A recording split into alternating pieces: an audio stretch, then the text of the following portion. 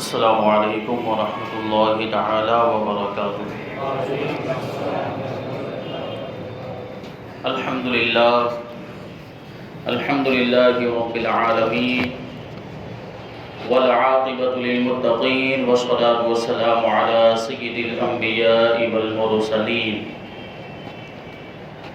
وعلی آلہ واصحابہ اجمعین، اما بعد فأعوذ باللہ من الشیطان الرجیم، بسم اللہ الرحمن الرحیم۔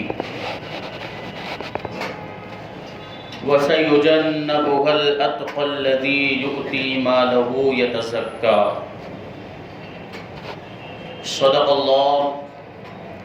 صدق اللہ مولانا العظیم، وصدق رسولہ النبی الامین المتین الکریم،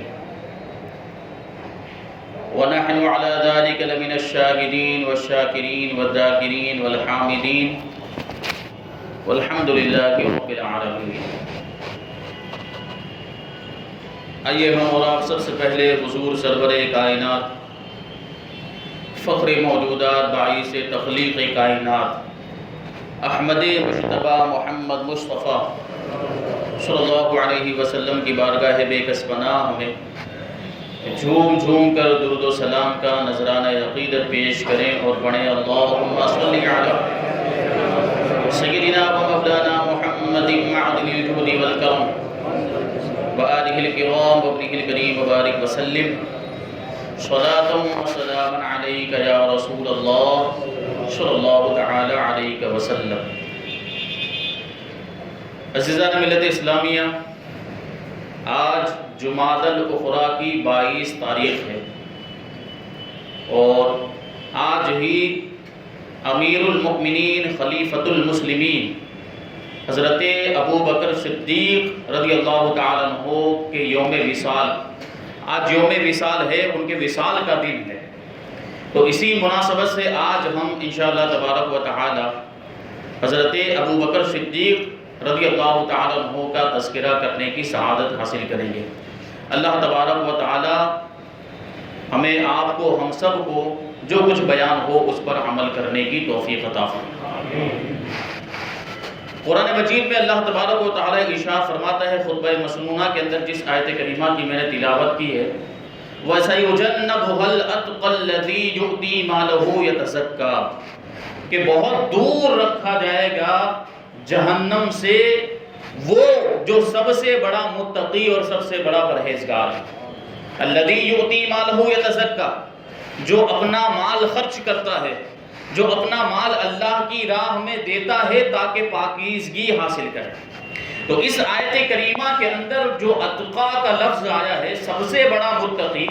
سب سے زیادہ پرہیزگار، تو اس میں اتقیٰ سے مراد حضرت ابو بکر صدیق رضی اللہ تعالیٰ عنہ کی ذات ہے۔ امام فخر الدین رازی رحمۃ اللہ تعالیٰ علیہ فرماتے ہیں کہ سنیوں کے مفسرین کا اس بات پر اجماع ہے کہ اس آیت کریمہ میں اتقیٰ سے مراد حضرت ابو بکر صدیق رضی اللہ تعالیٰ، کیونکہ حضرت ابو بکر صدیق رضی اللہ تعالیٰ عنہ نے جب ابتدائے اسلام کے اندر،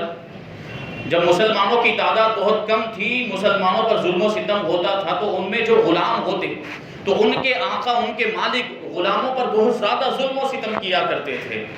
تو ایسے 7 غلام تھے جو اسلام قبول کر چکے تھے اور ان کے مالک، ان کے آقا ان پر ظلم و ستم کیا کرتے، انہیں طرح طرح کی تکلیفیں پہنچایا کرتے تھے۔ ایسے 7 غلاموں کو حضرت ابو بکر صدیق رضی اللہ تعالیٰ عنہ نے خرید کر اللہ کی راہ میں آزاد کر دیا۔ اسی وجہ سے فرمایا گیا الذی یؤتی مالہ یتزکیٰ، جو اللہ کی راہ میں اپنا مال خرچ کرتا ہے، غلاموں کو خرید کر آزاد کرتا ہے تاکہ وہ اپنے مالکوں کی، اپنے آقاؤں کی تکلیف سے، ایذا رسانی سے محفوظ ہو جائیں، تاکہ وہ پاکیزگی حاصل کریں۔ تو اس آیت کریمہ میں حضرت ابو بکر صدیق رضی اللہ تعالیٰ عنہ کی تعریف بیان کی گئی ہے۔ یہ شان حضرت ابو بکر صدیق رضی اللہ تعالیٰ عنہ کی کہ قرآن کی آیتیں آپ کی فضیلت میں نازل ہوتی ہیں۔ اللہ تبارک و تعالیٰ نے ایسا مقام و مرتبہ عطا فرمایا کہ اسلام لانے سے پہلے بھی حضرت ابو بکر صدیق رضی اللہ تعالیٰ عنہ نے کبھی بت پرستی نہیں کی، کبھی شرک نہیں کیا، کبھی بتوں کے سامنے سجدہ نہیں کیا۔ چنانچہ بیان کرتے ہیں کہ بچپنے میں جب چند سال کی عمر تھی حضرت ابوبکر صدیق رضی اللہ تعالیٰ عنہ کی، تو آپ کے باپ آپ کو لے کر بت خانے میں گئے، بتوں کے سامنے کھڑا کر کے کہنے لگے کہ یہ ہیں تمہارے بلند و بالا خدا، ان کو سجدہ کرو، یہ تمہارے معبود ہیں، ان کو سجدہ کرو۔ حضرت ابوبکر صدیق بچپنے کے عالم میں ہیں، اپنے باپ کی بات سننے کے بعد ان بتوں کے سامنے جب آپ تشریف لائیں تو بتوں کو مخاطب کر کے کہتے ہیں کہ میں بھوکا ہوں، مجھے کھانا کھلاؤ، اگر تم خدا ہو، اگر تم معبود ہو، میں بھوکا ہوں، مجھے کھانا کھلاؤ، میں ننگا ہوں، مجھے کپڑا پہناؤ، اور میں تمہیں پتھر مارتا ہوں، اگر تم خدا ہو تو بچ کر دکھاؤ، اس پتھر سے بچ کر دکھاؤ۔ تو وہ بت کیا جواب دینے والے تھے، وہ مورتیاں کیا جواب دینے والی تھی، وہ مجسمے ان کے پاس، وہ تو جو ہے کہ بالکل بے حرکت وہ وہاں پر ساکن کھڑے ہوئے تھے۔ حضرت ابوبکر صدیق رضی اللہ تعالیٰ عنہ نے ایک پتھر اٹھایا اور ایک بت کو مار دیا، اور وہ بت حضرت ابوبکر صدیق رضی اللہ تعالیٰ عنہ کے پتھر کے لگنے کی وجہ سے زمین پر گر پڑا، اوندے وہ گر پڑا اور قوت خدا داد کی تاب نہ لا سکا۔ جب آپ کے باپ نے دیکھا کہ ابوبکر نے ایسا کیا کہ ان کے معبود باطل کو پتھر مار کے زمین پر گرا دیا، تو ان کو غصہ آ گیا، اور حضرت ابوبکر صدیق رضی اللہ تعالیٰ عنہ کے رخسار مبارک پر انہوں نے ایک تھپڑ مار دیا، اور وہاں سے لے کر آپ کی والدہ ماجدہ کے پاس آئے اور پورا واقعہ بیان کیا کہ میں اس کو بت خانے میں لے کر گیا تھا، تو ان کی پوجا کرنے کے بجائے، ان کو سجدہ کرنے کے بجائے اس نے پتھر اٹھا کر بت ہی کو مار دیا ہے، ہمارے خدا ہی کو پتھر مار دیا ہے، ایسا ایسا واقعہ ہوا۔ تو آپ کی والدہ ماجدہ ارشاد فرماتی ہیں کہ اس بچے کو کچھ مت کہو کہ جب یہ پیدا ہوا تھا تو غیب سے آواز آئی تھی، یا امت اللہ علی التحقیق ابشری بالولد العتیق اسمہ فی السماء صدیق لمحمد صاحب و رفیق، کہ اے اللہ کی بندی تجھے بشارت ہو ایسے بچے کی جو جہنم سے آزاد کر دیا گیا ہے، جس کا آسمانوں میں نام صدیق ہے، جو محمد صلی اللہ علیہ وسلم کا ساتھی اور رفیق ہے۔ اس کو چھوڑ دو، اس کو اس کے اپنے ہاتھ پر چھوڑ دو کہ یہ کوئی معمولی بچہ نہیں ہے۔ جب یہ روایت، جب یہ واقعہ حضرت ابوبکر صدیق رضی اللہ تعالیٰ عنہ نے اللہ کے رسول صلی اللہ علیہ وسلم کی مجلس میں سنایا، آپ تشریف فرما تھے، تو جیسے ہی یہ واقعہ مکمل ہوا حضرت جبرائیل امین آسمان سے تشریف لائے، اور آنے کے بعد کہتے ہیں صدق الصدیق وہو صدق ابو بکر وہو صدیق، کہ ابو بکر نے سچ کہا اور وہ صدیق ہے۔ یہ شان ہے حضرت ابوبکر صدیق رضی اللہ تعالیٰ عنہ کا نام نامی اس میں گرامی جو ہے عبداللہ، آپ کی کنیت ابو بکر ہے، اور آپ کے القاب عتیق اور صدیق ہے۔ صدیق کا مطلب ہوتا ہے بہت زیادہ سچ بولنے والا اور سچوں کی تصدیق کرنے والا۔ حضرت ابوبکر صدیق رضی اللہ تعالیٰ عنہ نے سب سے پہلے نبی پاک صلی اللہ علیہ وسلم کی تصدیق کی ہے، آپ کو سچا مانا ہے، آپ پر ایمان لائے ہیں۔ اور عتیق کا مطلب ہوتا ہے آزاد۔ اللہ کے رسول صلی اللہ علیہ وسلم نے حضرت ابوبکر صدیق کو بشارت دیتے ہوئے ارشاد فرمایا کہ انت عتیق من النار، کہ اے ابو بکر تم جہنم سے آزاد ہو، جہنم کی آگ سے آزاد ہو۔ اسی وقت سے آپ کا لقب ہو گیا عتیق، یعنی جہنم کی آگ سے آزاد۔ یہ شان ہے حضرت ابوبکر صدیق رضی اللہ تعالیٰ عنہ کی، اور آپ قریش قبیلے سے تعلق رکھتے ہیں، وہی قبیلہ جو حضور صلی اللہ علیہ وسلم کا قبیلہ ہے، اور ساتھ ہی پشت میں آپ کا شجرہ نسب اللہ کے رسول صلی اللہ علیہ وسلم کے خاندانی شجرے سے مل جاتا ہے۔ یہ مناسبت، اور عام الفیل یعنی جو ہاتھی والا واقعہ پیش آیا اس سال کے تقریباً 2.5 سال کے بعد حضرت ابوبکر صدیق رضی اللہ تعالیٰ عنہ مکہ مکرمہ میں پیدا ہوئے، اور یہ شان تھی کہ اللہ کے رسول صلی اللہ علیہ وسلم نے جب اعلان نبوت فرمایا تو سب سے پہلے آپ نے حضور اکرم صلی اللہ علیہ وسلم کی تصدیق کی اور آپ پر ایمان لائے، اور پھر تمام جہادوں میں شرکت کی، مجاہدانہ کردار ادا کیا گیا، اور نبی پاک صلی اللہ علیہ وسلم کا ساتھ دیا، اور صلح ہو یا جنگ ہو، زندگی کے ہر موڑ پر نبی پاک صلی اللہ علیہ وسلم کے ساتھ رہ کر اپنی جانثاری اور وفاداری کا ثبوت دیا۔ حضرت ابوبکر صدیق رضی اللہ تعالیٰ عنہ نبی پاک صلی اللہ علیہ وسلم کے بعد سب سے پہلے خلیفۃ المسلمین ہوئے، اور تقریباً 2 سال 7 مہینے مسند خلافت پر رونق افروز رہنے کے بعد 22 جمادی الاخری ہجری 13 میں پیر کا دن گزارنے کے بعد وفات فرمائی۔ حضرت فاروق اعظم رضی اللہ تعالیٰ عنہ نے آپ کی نماز جنازہ پڑھائی، اور حضور پاک صلی اللہ علیہ وسلم کے روضہ انور میں، حضور کے پہلو میں، حضور کے بازو میں آپ کو دفن کیا گیا، کہ پوری زندگی تو حضور کے ساتھ رہے، زندگی کے ہر موڑ پر حضور کا ساتھ دیا۔ اللہ تبارک و تعالیٰ نے اس کا اجر اور اس کا انعام یہ عطا فرمایا کہ مزار میں بھی حضور کا پڑوس نصیب فرمایا۔ حضرت ابوبکر صدیق رضی اللہ تعالیٰ عنہ کی 3 خواہشیں تھی، آپ اکثر فرمایا کرتے میری 3 تمنا ہے۔ اللہ کے رسول کی بارگاہ میں عرض کرتے ہیں یا رسول اللہ میری 3 تمنا ہیں، النظر الیک وانفاق مالی علیک والجلوس بین یدیک، کہ میری خواہش یہ ہے کہ ہمیشہ آپ کا دیدار ہی کرتا رہوں، ہمیشہ آپ کی زیارت سے مشرف ہوتا رہوں اور آپ کی ذات پر اپنا سارا مال خرچ کر دوں، اور تیسری خواہش یہ ہے کہ ہمیشہ آپ کی بارگاہ میں حاضر رہوں۔ اللہ تبارک و تعالیٰ نے تینوں تمناؤں کو کس طریقے سے پورا کیا کہ پوری زندگی سفر ہو یا حضر، ہر موقع پر اللہ کے رسول صلی اللہ علیہ وسلم کے ساتھ رہے، آپ کا دیدار کرتے رہے، آپ کی زیارت سے مشرف ہوتے رہے، اور اپنا سارا مال اللہ کے رسول کے قدموں میں قربان کر دیا۔ اور اللہ تبارک و تعالیٰ نے ایسا انعام عطا فرمایا کہ زندگی میں تو ساتھ رہے، مزار میں بھی ساتھ رہے، آپ جو ہے کہ یار غار بھی ہیں، یار مزار بھی ہیں۔ غار ثور میں جب ہجرت کر کے تشریف لے جا رہے تھے تو وہاں پر اللہ کے رسول صلی اللہ علیہ وسلم اور حضرت ابوبکر کے علاوہ کوئی دوسرا نہیں تھا۔ وہاں کسی کو یہ جو ہے کہ سعادت مندی نہیں ملی جو حضرت ابوبکر کو ملی ہے، وہاں کسی کو اگر حضور کی رفاقت ملی ہے تو ابوبکر کو ملی ہے۔ یہ شان اور ابتدائی اسلام کے اندر دیکھیں عشق کا معاملہ کیسے عاشق رسول تھے، اللہ کے رسول صلی اللہ علیہ وسلم کی محبت کیسی ان کے دل کے اندر جلوہ گر اور معجزن تھی۔ ابتدائی اسلام میں جب مسلمانوں کی تعداد بہت کم تھی تو مسلمان اپنے ایمان کو چھپاتے تھے، اپنے اسلام کو چھپاتے، کیونکہ کفار و مشرکین کو جب پتہ چل جاتا کسی کے بارے میں کہ یہ مسلمان ہو گیا تو اسے تکلیفیں پہنچاتے تھے، اسے پریشان کرتے تھے، ظلم و ستم کرتے، اور ان کی یہ کوششیں ہوتی تھی کہ وہ اسلام کو چھوڑ دے اور واپس اپنے باپ دادا کے دین کی طرف آ جائے۔ تو اللہ کے رسول صلی اللہ علیہ وسلم کی طرف سے بھی حکم یہ تھا کہ مسلمان ابھی اپنے اسلام کو چھپائیں تاکہ وہ کفار و مشرکین کے ظلم و ستم سے، ان کی تکلیف رسانی سے، ایذا رسانی سے محفوظ رہیں۔ لیکن جب وہ مسلمانوں کی تعداد 38 ہو گئی تو حضرت ابوبکر صدیق رضی اللہ تعالیٰ عنہ اللہ کے رسول صلی اللہ علیہ وسلم کی بارگاہ میں حاضر ہوئے اور آنے کے بعد عرض کرتے ہیں یا رسول اللہ اب ہمیں علی الاعلان کھلم کھلا اسلام کی تبلیغ کرنے کی اجازت عطا فرما دیں۔ تو پہلے تو اللہ کے رسول صلی اللہ علیہ وسلم نے انکار فرمایا، لیکن جب حضرت ابوبکر صدیق رضی اللہ تعالیٰ عنہ نے بہت زیادہ اصرار کیا تو حضور صلی اللہ علیہ وسلم نے اجازت عطا فرما دی۔ اب حضرت ابوبکر صدیق رضی اللہ تعالیٰ عنہ تمام مسلمانوں کو لے کر، جتنے بھی اس وقت مسلمان ہوئے تھے، سب کو لے کر مسجد حرام شریف میں تشریف لائے، اور خطیب اول حضرت ابوبکر صدیق رضی اللہ تعالیٰ عنہ نے اسلام کی تبلیغ و اشاعت کرتے ہوئے خطبہ دینا شروع کر دیا۔ یہاں پر ایک بات ذہن میں رہے کہ اسلام کی تبلیغ اور اشاعت کے لیے سب سے پہلے کسی نے خطبہ دیا ہے، سب سے پہلے کسی نے تقریر کی ہے، وہ حضرت ابوبکر صدیق کی ذات ہے۔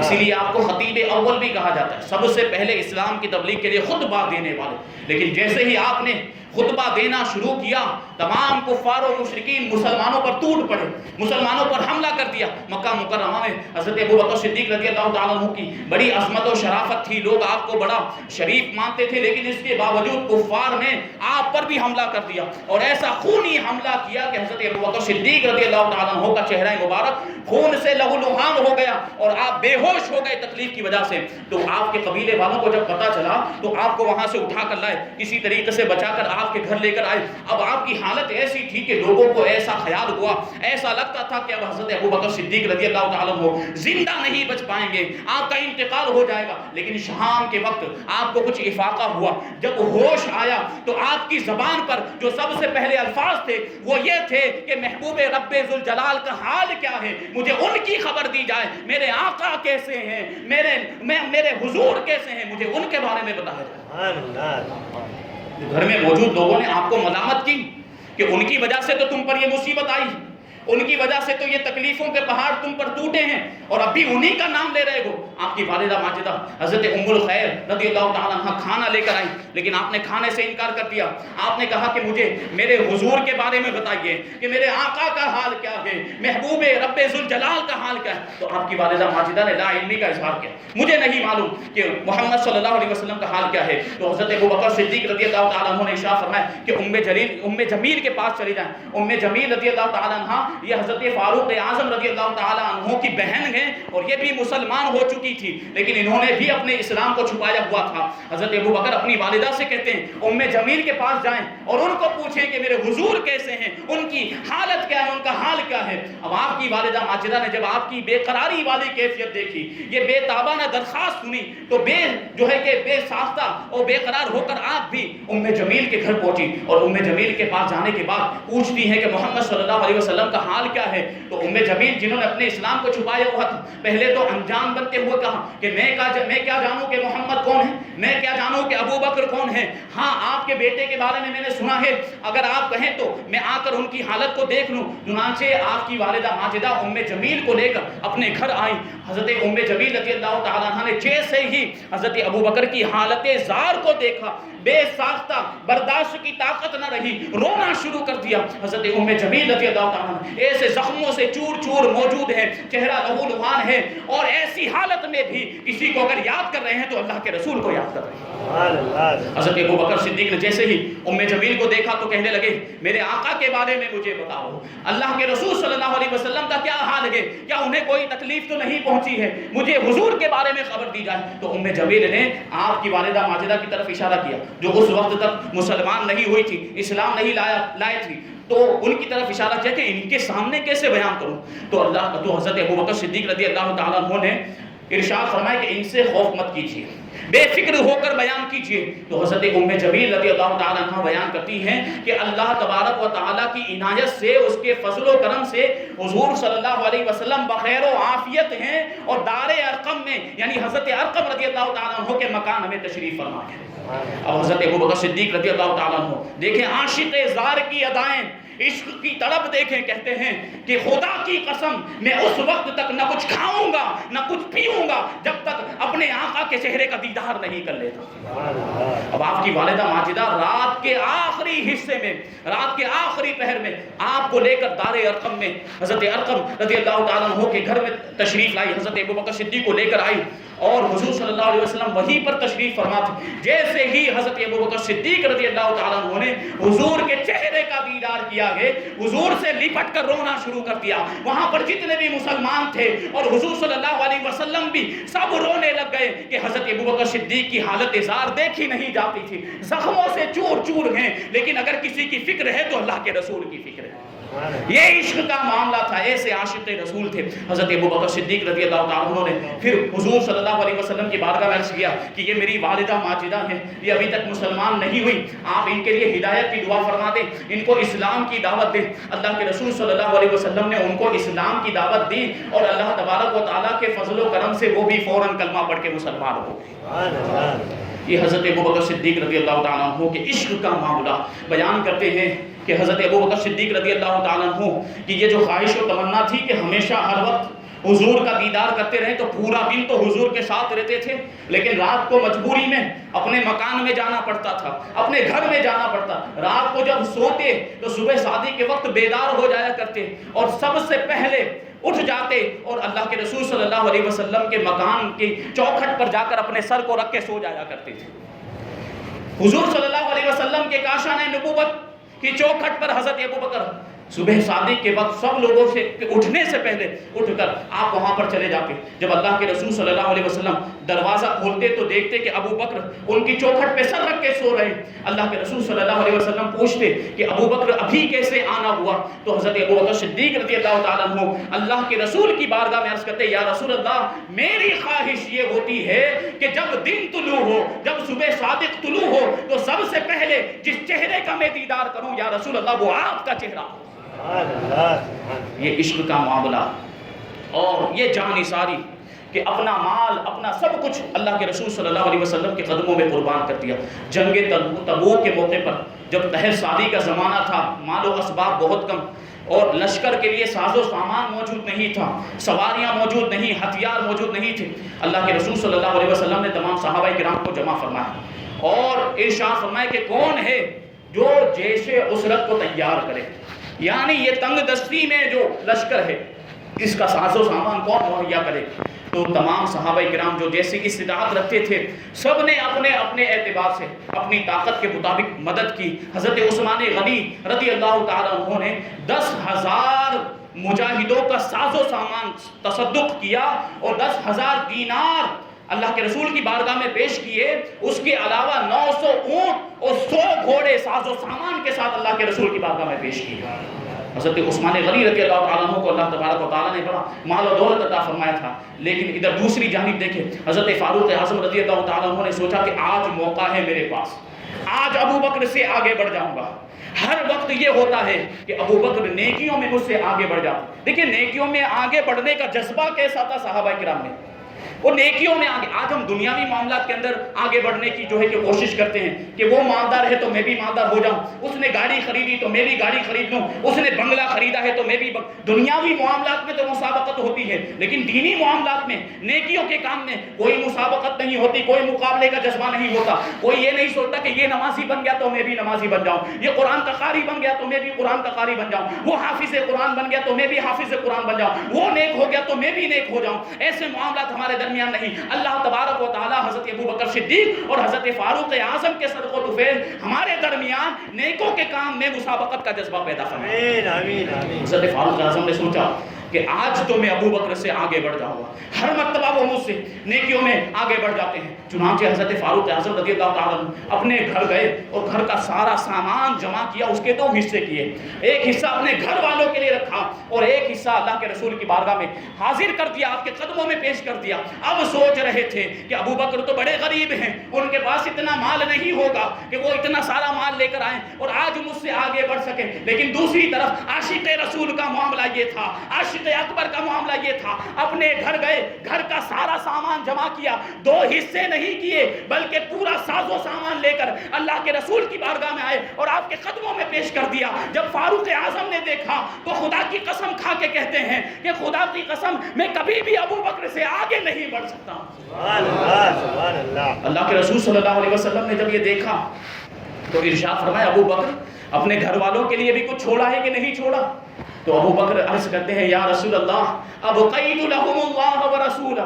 کہ میں نے اپنے گھر والوں کے لیے اللہ اور اس کے رسول کو چھوڑا ہے، اور یہی دونوں اللہ اور رسول میرے لیے بھی اور میرے گھر والوں کے لیے بھی کافی ہیں. یہ عشق کی ادائیں ہوتی ہے، یہ عاشقوں کے معاملات ہوتے ہیں. اور یہ دیکھیں یہ جو جانثاری کا، وفاداری کا جو جذبہ تھا یہ اللہ کی بارگاہ میں بھی کیسا مقبول ہوا. جب حضرت ابوبکر صدیق رضی اللہ تعالیٰ عنہ اپنا سارا مال اللہ کے رسول کے قدموں میں قربان کر دیا، اور کیفیت تھی یہ تھی غریبی کی، تنگدستی کا معاملہ یہ تھا کہ جب آپ اللہ کے رسول کی بارگاہ میں حاضر ہوئے تھے تو ٹاٹ کا لباس پہنا ہوا تھا اور اس ٹاٹ کے لباس میں بٹن بھی نہیں تھے، بٹن کی جگہ پر ببول کے کانٹے لگائے ہوئے تھے. یہ غریبی تنگدستی کا معاملہ، لیکن عشق کا جذبہ دیکھیں، جو کچھ بھی تھا اللہ کے رسول کے قدموں پہ نثار کر دیا، نچھاور کر دیا. تو یہ عطا اللہ تبارک و تعالیٰ کو اتنی پسند آئی، حضرت جبرائیل کو بھیجا. اللہ کے رسول کی بارگاہ میں حضرت جبرائیل آئے اور ویسا ہی لباس پہنا ہوا تھا جیسا ابو بکر نے پہنا ہوا تھا. اللہ کے رسول نے پوچھا کہ اے جبرائیل یہ لباس کیسا ہے؟ تو حضرت جبرائیل عرض کرتے ہیں کہ ابو بکر نے آج جو جانثاری کا ثبوت دیا ہے، اللہ تبارک و تعالیٰ نے ان سے راضی ہو کر تمام آسمان والوں کو، تمام فرشتوں کو حکم دیا ہے کہ ویسا ہی لباس پہن لے جیسا آج ابو بکر نے پہنا ہوا. اور اللہ تبارک و تعالیٰ ابو بکر کو سلام پیش کرتا ہے اور ارشاد فرماتے ہیں کہ کیا اس حالت میں ابو بکر مجھ سے ناراض تو نہیں ہے؟ اللہ کے رسول صلی اللہ علیہ وسلم نے حضرت ابو بکر کو اللہ کا سلام پیش کیا اور یہ بات بھی ارشاد فرمائی کہ اللہ فرماتا ہے کہ کیا اس حالت میں ابو بکر مجھ سے ناراض تو نہیں؟ حضرت ابو بکر کی آنکھوں سے آنسو جاری ہو گئے. اللہ کے رسول کی بارگاہ میں عرض کرتے ہیں یا رسول اللہ صلی اللہ تعالی علیہ وسلم میں اپنے رب سے ناراض کیسے ہو سکتا ہوں؟ میں تو اپنے رب سے راضی ہوں، راضی ہوں، راضی ہوں.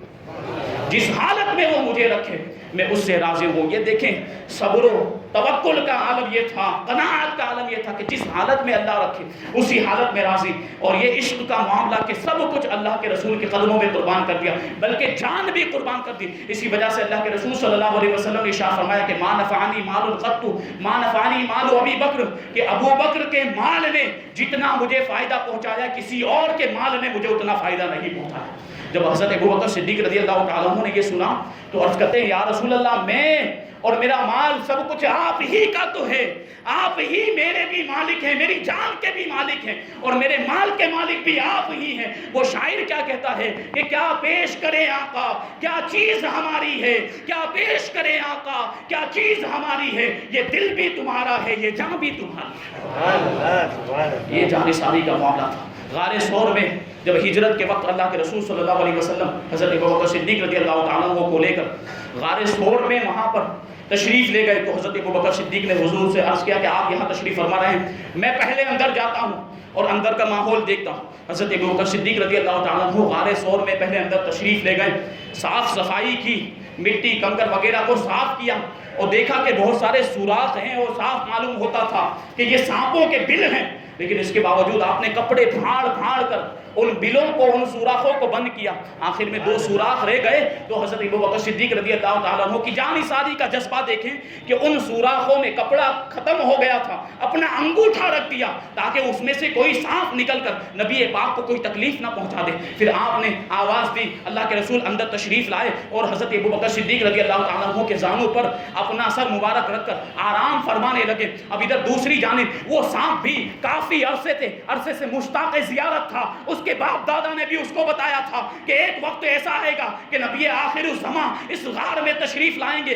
کہ ان کے دیدار کا شرف ضرور حاصل کرنا۔ تو وہ بھی دیدار کا مشتاق تھا، اس کے دل میں بھی حضور پاک صلی اللہ علیہ وسلم کے چہرے کی زیارت کا شوق تڑپ رہا تھا۔ اس نے بھی سوچا کہ میں نکل کر حضور کا دیدار کروں۔ اسے احساس ہو گیا تھا کہ اللہ کے رسول تشریف لائے، لیکن حضرت ابوبکر صدیق رضی اللہ تعالیٰ عنہ کا انگوٹھا تھا جس کی وجہ سے وہ سانپ باہر نہیں نکل سکتا۔ پہلے اس نے اپنا سر حضرت ابوبکر صدیق رضی اللہ تعالیٰ عنہ کے انگوٹھے پر ملا تاکہ وہ انگوٹھا ہٹا دے، لیکن حضرت ابوبکر صدیق نے اس بات کو گوارا نہیں کیا کہ میں حرکت کروں اور میرے حرکت کرنے کی وجہ سے حضور کی نیند میں خلل واقع ہو جائے۔ چنانچہ آخرکار مجبور ہو کر اس سانپ نے حضرت ابوبکر صدیق رضی اللہ تعالیٰ عنہ کے انگوٹھے میں ڈنک مار لیا۔ ڈنک کی بہت زیادہ تکلیف تھی، لیکن اس کے باوجود حضرت ابوبکر صدیق رضی اللہ تعالیٰ عنہ نے کوئی حرکت نہیں کی تاکہ اللہ کے رسول کی نیند میں خلل واقع نہ ہو، لیکن تکلیف کی وجہ سے بے ساختہ آپ کی آنکھوں سے آنسو جاری ہو گئے اور جب وہ آنسو نبی پاک صلی اللہ علیہ وسلم کے چہرے انور پر پڑے آپ بیدار ہو گئے اور اٹھنے کے بعد حضرت ابوبکر سے پوچھتے ہیں کہ ابوبکر کیا معاملہ ہے، یہ آنسو کیوں جاری ہیں؟ تو حضرت ابوبکر نے سانپ کا واقعہ بتایا کہ سانپ نے ڈنگ مار لیا ہے۔ اللہ کے رسول صلی اللہ علیہ وسلم نے فوراً اپنا لعاب دہن نکال کر حضرت ابوبکر صدیق رضی اللہ تعالیٰ عنہ کے انگوٹھے پر لگایا، ساری تکلیف دور ہو گئی۔ صدیق بلکہ غار میں جان ان پہ دیکھ چکے اور حفظ جان تو جان فروز غرر کی ہے، تقریباً اپنی جان قربان کر دی تھی۔ یہ جان نثاری کا عالم حضرت ابوبکر صدیق رضی اللہ تعالیٰ عنہ کا اعلیٰ حضرت امام عشق و محبت امام احمد رضا خان فاضل بریلوی رضی اللہ تعالیٰ عنہ فتاوی رضویہ شریف کے اندر جلد 11 میں ارشاد فرماتے ہیں، اولیاء کرام فرماتے ہیں کہ پوری کائنات کے اندر نہ محمد صلی اللہ علیہ وسلم جیسا کوئی پیر ہے، نہ ابو بکر صدیق جیسا کوئی مرید ہے۔ یہ جانثاری کا عالم تھا اور اس طریقے سے جانثاری کا ثبوت دیا۔ اور دیکھیں اللہ کے رسول صلی اللہ علیہ وسلم سے حضرت ابوبکر صدیق بے انتہا محبت کرتے تھے، اور کمال کی بات تو یہ ہے کہ حضور صلی اللہ علیہ وسلم بھی ابو بکر سے بہت زیادہ محبت کیا کرتے تھے۔